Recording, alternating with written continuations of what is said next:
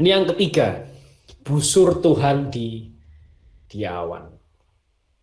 Nah, kalau kita baca ayat 13 ya, busurku kutaruh di awan, supaya itu menjadi tanda perjanjian antara aku dan bumi. Ya, itu terjemahan baru. Kalau bahasa Indonesia masa kini tuliskan, maka aku taruh pelangiku di awan sebagai tanda perjanjianku dengan dunia. Busur itu kan bahasa Inggrisnya bow, B-O-W, bow ya. Nah, sama orang bule dibaca busur di awan ini rainbow, gitu ya. Jadi busur hujan gitu, rainbow. Bahasa Indonesia pelangi. Nah, ini menarik nih, permainan kata-kata. Nah, ini yang menarik nih ya. Kalau kita baca ini gini. Ayat 14, apabila kemudian kudatangkan awan di atas bumi dan busur itu tanpa di awan, maka aku akan mengingat perjanjianku. Nah, ini menarik. Loh, masa Allah itu pelupa? Kalau kita baca kitab nggak pakai hikmat, mungkin kita akan tanya, loh, masa Allah itu pelupa gitu ya? Dia sampai harus naruh busurnya, ya kira-kira nih ya, ini kalau kita kita nggak lihat pelangi lah, kita maksudnya gini, hilangkan kata pelangi dari pikiran kita, dan kita bayangkan itu busurnya Tuhan, busur perangnya Tuhan, gitu ya. Dan kalau kembali lagi dalam konsep orang kuno, busur itu setiap orang tuh pegang masing-masing. Oh, ini busur ini punya aku. Itu prajurit tuh gitu. Busur ini, gitu misal, busur ini gitu ya, nah kira-kira ya. Busur ini tuh punya aku. Nggak bisa busur ini banyak jadi punya yang lain tuh nggak bisa. Ini tuh khusus punya aku, apalagi jenderal. Wah, tuh busurnya bagus sekali. Ada ukiran-ukiran, ada nama-namanya di sana. Mungkin ada mantra-mantranya di sana. Itu orang zaman dulu itu seperti itu konsepnya. Jadi bayangkan ini busurnya Allah, yang punyanya Allah, khas punya Allah, yang tidak ada duanya ditaruh di awan untuk mengingatkan. Dan itu kok kitab suci menuliskan, maka aku, Allah akan mengingat perjanjianku. Bayangin. Gitu ya. Masa Allah tuh sepelupa itu? Masa Allah tuh sepelupa itu? Gitu ya. Dan dan ini memperkuat sebenarnya bahwa setiap hal yang paling menakjubkan di muka bumi ini pun itu hanya ciptaan Tuhan. Bahkan pelangi itu cuma busurnya Tuhan. Ya kan, kayak lagu pelangi-pelangi itu kan. Alangkah indahmu merah kuning hijau di langit yang biru, pelukismu agung gitu kan. Siapa gerangan pelangi-pelangi ciptaan Tuhan. Nah, lagu pelangi itu sebenarnya mengingatkan bahwa pelangi yang seindah itu saja itu cuma ciptaan. Tidak layak disembah. Tidak layak dibesar-besarkan. Itu cuma ciptaan. Nah, kalau ciptaannya aja yang seindah itu, apalagi Tuhan, bahkan nggak usah Tuhan lah, apalagi kita yang diciptakan itu secitra. Pelangi yang nggak punya nyawa aja begitu indah dan dikagumi banyak orang. Gitu ya. Bahkan prinsip itu dicari sama orang, kok bisa ada pelangi. Gitu ya. Dengan akhirnya orang muncul keluar prinsip prisma itu. Gitu ya. Apalagi kita manusia, betapa berharganya kita di mata Tuhan. Lebih daripada pelangi yang sangat indah itu. Nah, satu sisi juga apakah Tuhan itu sepelupa itu? Tapi ini jadi pertanyaan sebenarnya. Apakah pelangi itu untuk mengingatkan Tuhan sebenarnya? Ya kan? Apakah pelangi itu hanya untuk mengingatkan Tuhan saja, atau bahkan apakah pelangi itu untuk mengingatkan Tuhan? Pelangi itu sebenarnya itu mengingatkan kita, mengingatkan manusia atas kejahatan manusia yang pernah dihapus oleh Tuhan dengan air bah. Jadi bukan untuk mengingatkan Tuhan sebenarnya, kalau kita mau baca lebih dalam. Itu untuk mengingatkan kita. Jadi waktu kita lihat pelangi, kita ingat siapa? Nuh. Kita lihat pelangi di awan, kita ingat siapa? Air bah. Bahwa Tuhan pernah menghapuskan kejahatan manusia dengan air bah. Waktu kita lihat pelangi. Makanya Santo Agustinus menjelaskan ini dengan sangat bagus, ya kan? Dia membedah ini dengan sangat bagus. Dituliskan begini. Dalam bukunya di Contra Faustum 2 bagian 2 ayat 21 dituliskan begini, seperti busur hujan, rainbow, pelangi gitu ya, yang muncul di awan, meminjam semua pancarannya dari matahari. Jadi hanya mereka yang mengakui kemuliaan Kristus di awan dan tidak mencari kemuliaan mereka sendiri akan terhindar dari kehancuran dalam air bah. Itu Santo Agustinus bilang begitu. Pelangi ya kan, ini Santo Agustinus punya pengetahuan luar biasa ya. Pelangi itu kan cuman pancaran dari cahaya matahari yang kena hujan, maka muncul pelangi. Jadi pelangi itu bukan muncul dengan apa ya, bukan sesuatu yang independen gitu loh. Tapi pelangi itu sangat bergantung dengan matahari dan hujan. Baru muncul pelangi. Nah, kalau Santo Agustinus bilang seandainya matahari itu seperti kemuliaan Kristus dan pelangi itu sebenarnya kita yang hanya memancarkan kemuliaan Kristus. Itu. Tapi nggak layak untuk kita mencari kemuliaan kita sendiri.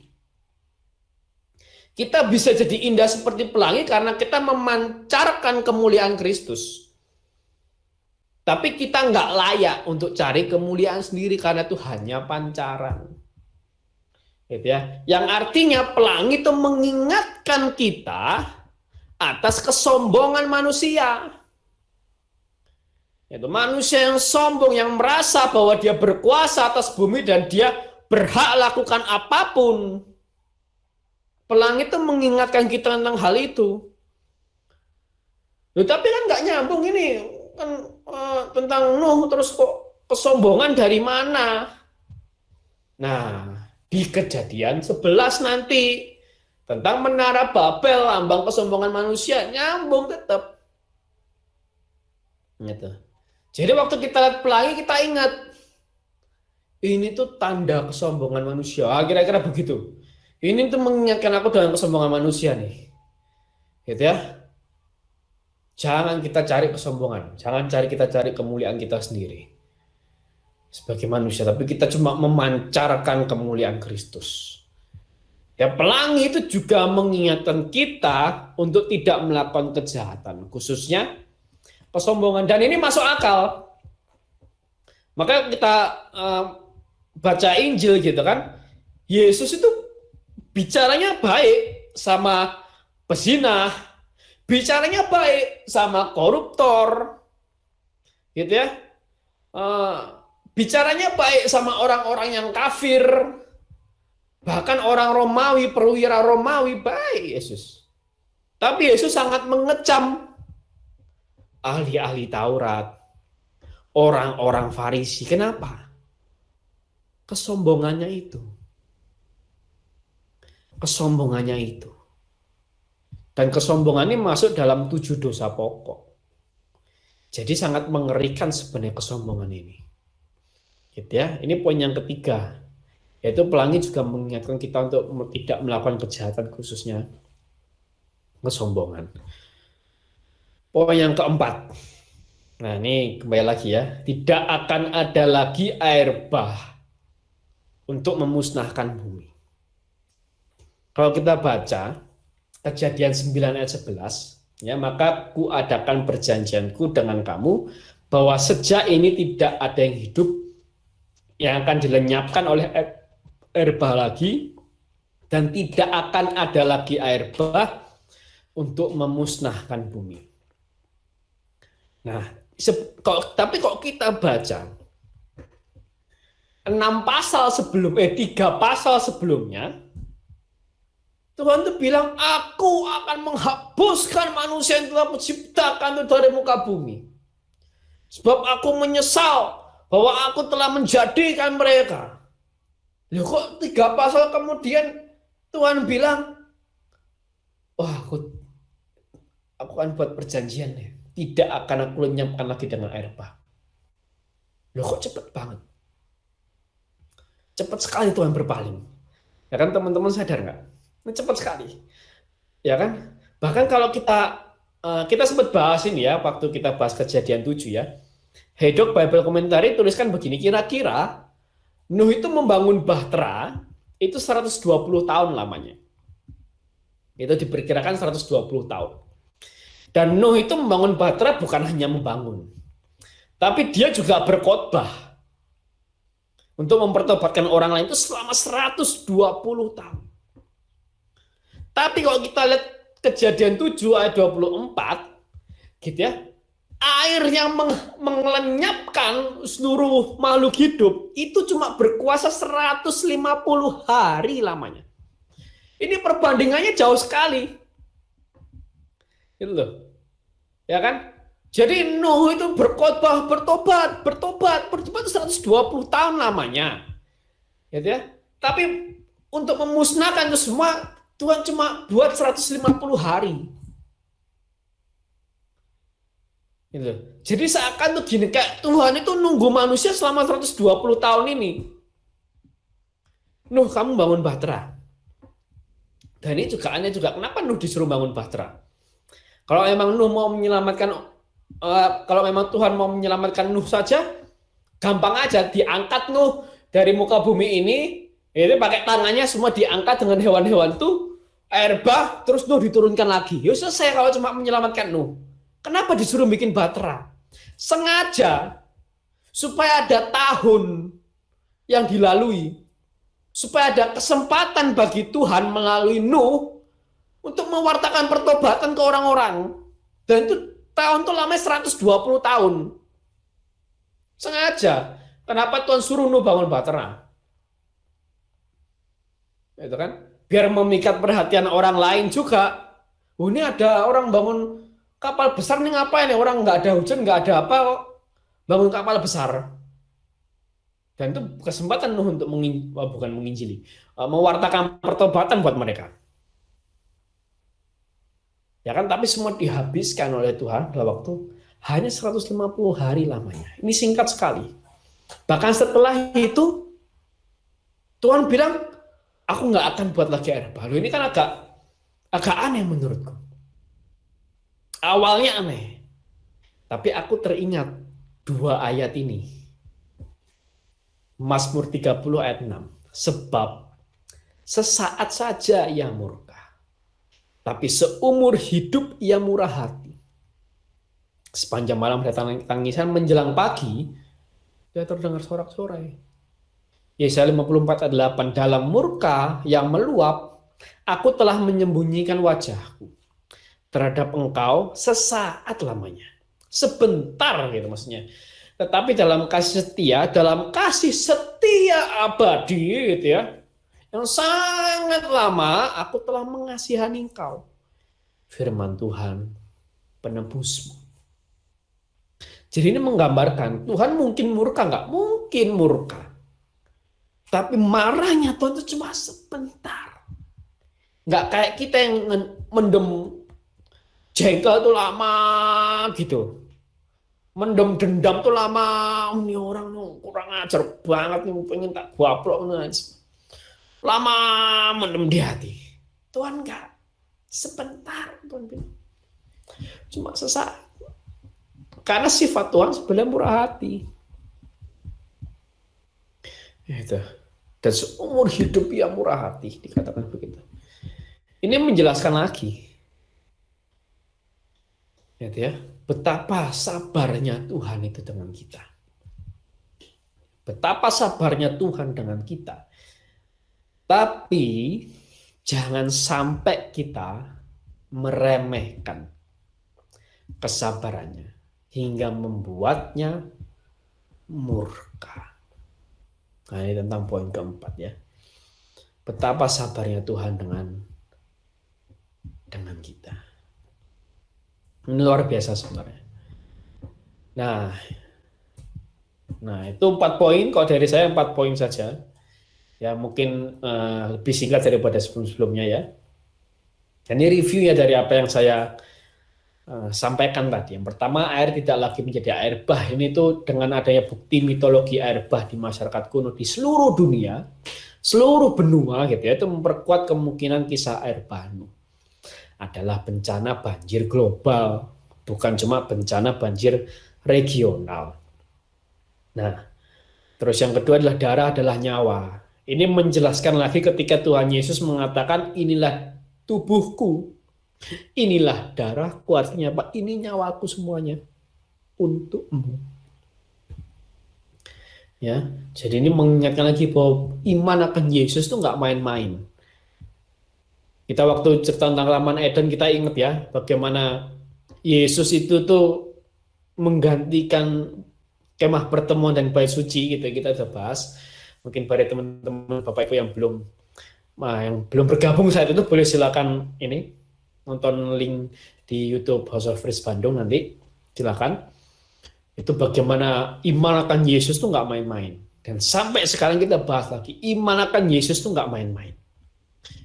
Karena Yesus ngomong, nyawaku itu untukmu. Aku rela mati untukmu. Benar, memang iya. Itu nggak kebanyakan manusia yang sekarang tuh gombal gitu ya. Aku mati untukmu gitu ya. Tapi pas sengsara kabur. Kayak Petrus gitu ya. Wah, aku rela nyawaku untukmu, aku mau gitu ya. Ternyata pas Yesus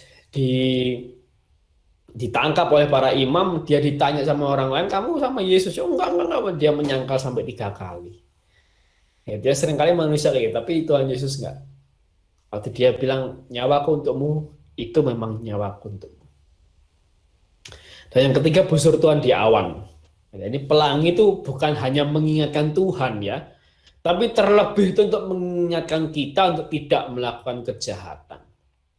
Khususnya kesombongan. Ya. Yang keempat, tidak akan ada lagi air bah untuk memusnahkan bumi. Ya, ini betapa sabarnya Tuhan itu dengan kita. Ini sudah nampak sekali dari awal. Gitu ya. 120 tahun Tuhan kasih kesempatan manusia untuk bertobat melalui khotbahnya Nuh, gitu ya. Tapi hanya 150 hari air bah itu berkuasa atas bumi. Ini betapa sabarnya Tuhan itu dengan kita. Tapi jangan sampai kita meremehkan kesabarannya hingga membuatnya murka. Banyak orang sebenarnya meremehkan kesabaran Tuhan. Banyak orang yang menganggap yang gini, anak muda ya khususnya ya. Waktu itu kalau saya kuliah, terus saya pernah ngajak teman saya PD, misalnya mengajak teman saya gereja, dia dengan mudahnya jawab seperti ini, antar aja lah, pas nunggu tua mau mati baru nanti bertobat. Itu meremehkan Tuhan. Itu meremehkan kesabarannya. Ntar aja lah, pas susah baru nyari Tuhan. Wah, itu meremehkan kesabarannya. Tuhan dianggap dukun kalau kayak gitu caranya. Itu kurang ajar.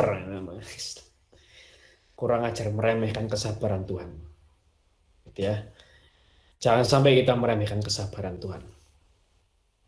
Hingga membuatnya murka. Nah, paling itu saja beberapa hal yang saya dapat ya dari perikop kali ini. Mungkin tidak sepanjang sebelumnya, tapi ini 4 hal ini sangat menarik buat saya secara pribadi. Nah,